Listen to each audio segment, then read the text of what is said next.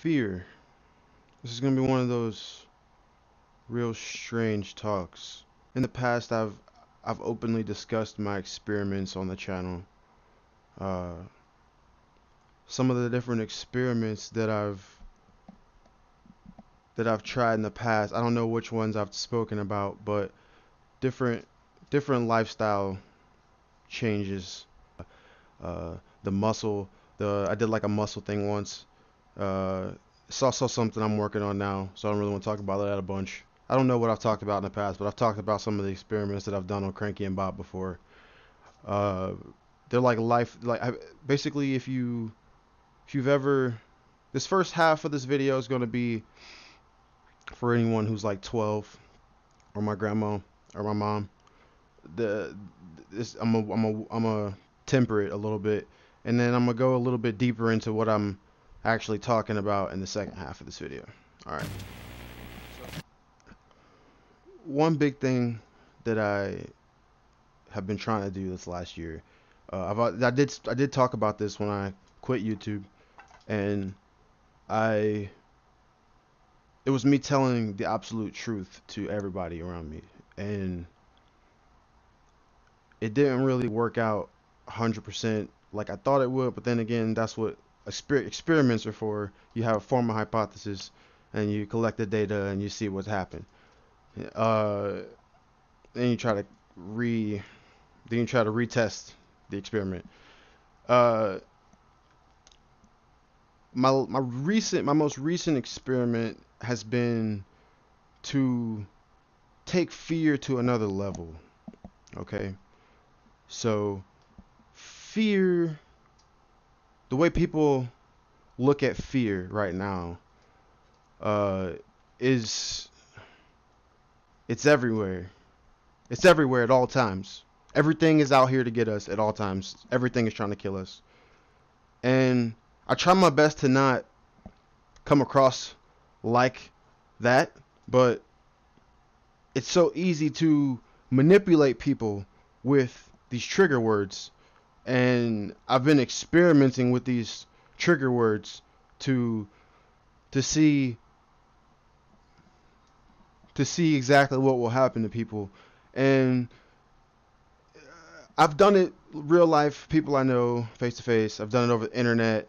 The one of the biggest one of the biggest things that I can say that is the most worrisome is because they claim to have their stuff together the most is people of high religious faith, high religious belief. It's easy to I was trying with this experiment to show people how easy it is to manipulate your emotions and therefore your actions based off of something like you're afraid of some little thing like, I don't know, I'm going to hell or something. I don't know. I I don't believe in organized Christianity. I've noticed this through this experiment. I've noted my fears as well, more so. That's what I was also trying to figure out with this experiment. I was trying to see if it was possible to pinpoint more of my fears. I like to say that I don't have fears. I'm not afraid of shit. I'm definitely not afraid of death. Fuck that shit. Death ain't done shit for me. So I'm trying to I'm trying to see what those things are with everything. I don't record people. I don't I don't I don't like maybe sometimes in my videos you've caught me asking people these crazy questions or pushing these buttons. Uh One of the things that I did to get to this point was study different things that I would never accept as facts or true or science before, or I would just look at things that were kind of iffy, just open-mindedly. And what I mean by open-minded, I don't know the actual definition of open-mindedness, but what I mean by open-mindedness is to approach something without making a judgment right away, to just absorb the information that is being received and just take it for information and kind of like let it churn. That's what I mean by open-minded. Uh, I guess There's probably a better word for that. But my main point is, though, I started by looking at, like, let's say for politics, I started looking at the opposition's side of ideas. Uh, Say my family is a Republican family. We grew up. I would grow up listening to Republican ideals. So I would go on the internet and search for things that are Democratic ideals, leftist, whatever. Uh, the the point being was to just absorb others' information, to just not have my entire existence be a flat wall, a piece of paper that someone else has handed me, a uh, a well organized bunching of information that is easy to ingest. Because sometimes people leave out information that is important because they think it's hard to ingest. So I'm getting kind of off topic, but that's how I got to this point. Looking into things that people are fearful of, I started to see the similarities between cultures, what people are fearful of, and I tried to pinpoint those things. I tried to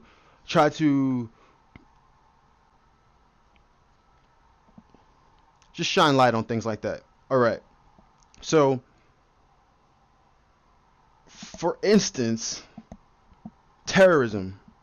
Terrorism is a heavy point right now in our community, especially with Americans and the Europeans. I don't know if terrorism is so prevalent everywhere else. As far as I know, the people who live in those countries in the Middle East and everything, they experience terrorism at a different level. That's terrorism. They're living in it.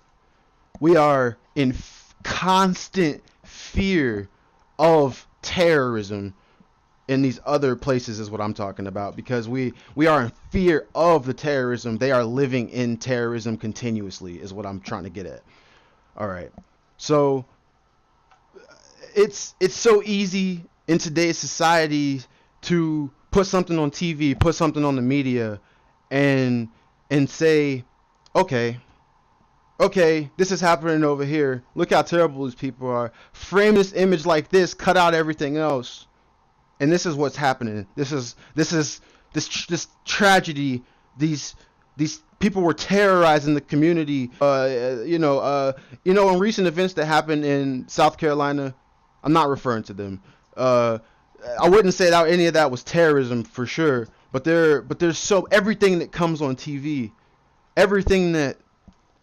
Oh, okay, my bad. All right, take that back. The thing that happened in South Carolina with the person driving through the crowd with the car, that was terrorism. In a way. I wouldn't say that it was terrorism because they were not trying to control you with terror. He was just a crazy motherfucker with a car.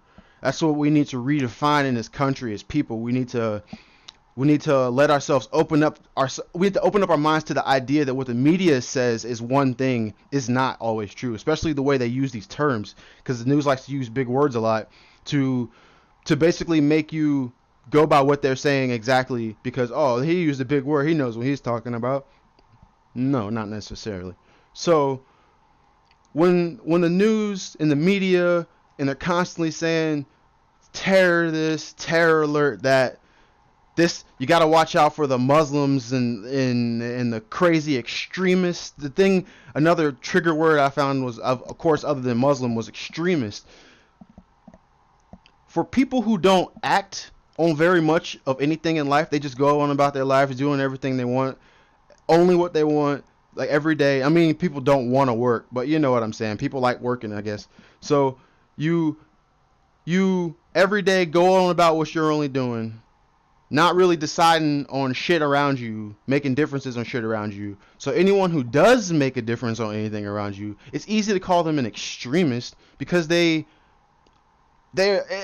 I'm not saying people who are extremists are and all this other bullshit. What I'm trying to get at, once again, this is fear. This is point about fear and how easily people are manipulated by fear, all right? So all I have to say to you is blah, blah, blah, he's a terrorist.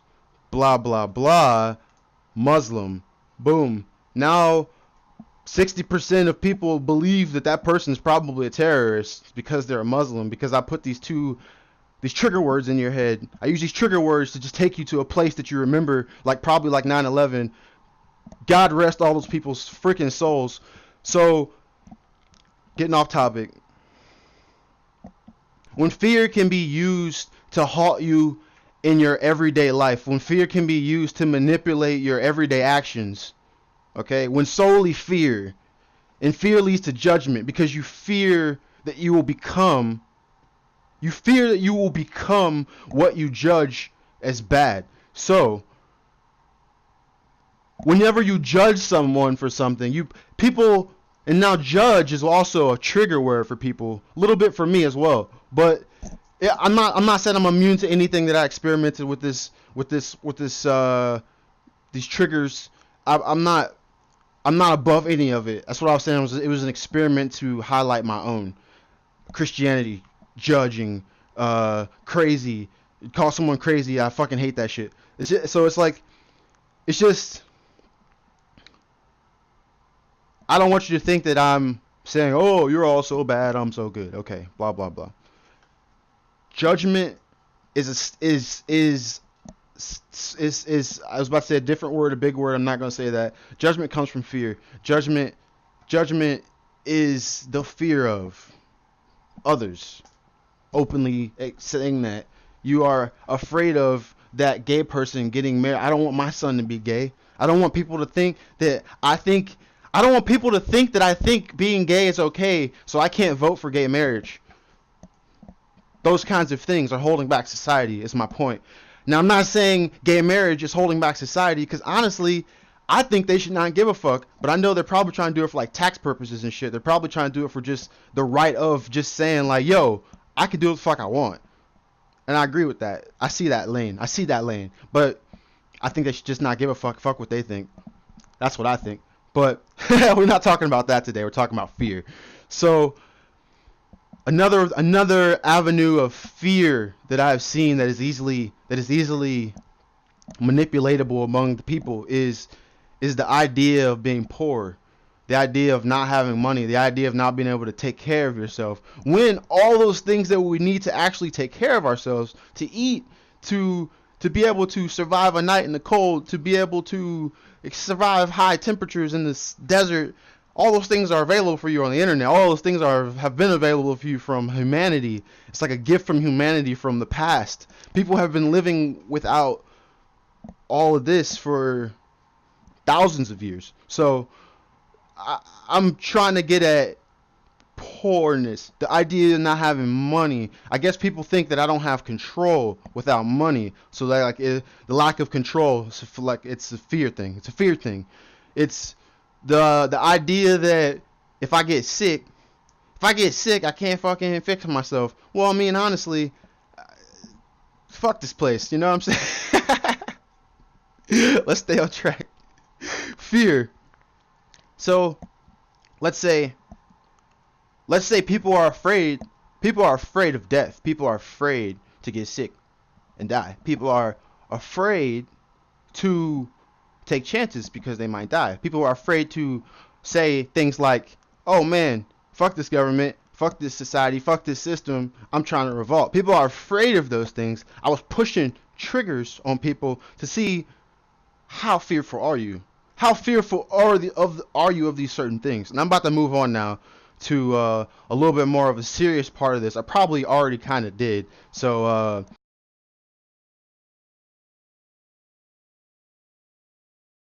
all right. So audio's gonna be a little different. It's kind of hot. Have to move around a little bit. No big deal. But this picture right here, this blanket right here, it illustrates. Sorry, I pulled a Rick there. This blanket right here illustrates a good point. Fear is a very animalistic feeling. The fear of death, the fear of loss, the fear of I'm not gonna eat, that type of shit. It's all very animalistic. And the reason why I'm saying this is because once we are aware, we can take steps to not letting others and other things control us through fear. We don't think straight through fear. We ignore things that have already been previously established that are true in our world, true, and we immediately see something else and we're like, oh shit, that's terrifying. I am being terrorized. I keep saying that because that's a really big point about this experiment that I found. People are so easily fearful of so much that the word terror terrorizes, and they're just throwing it at you all the time. You better be terrified about this terror that's happening in the streets. Terrorism is all around you. They wanna kill the Christians. They wanna kill our rights. They wanna come into our country and make us into whatever the fuck. So most people don't even know why we fight these people. Why are we even over here constantly fighting back and forth with these people? Our latest friendo from across the ocean in North Korea. It's just another example to, like, how long are we gonna just let, like, tyrants, people with all this power, let's just say that that was an air quote, all this power, just continue to just make threats like nuclear war and shit to the world, dude, like this. And then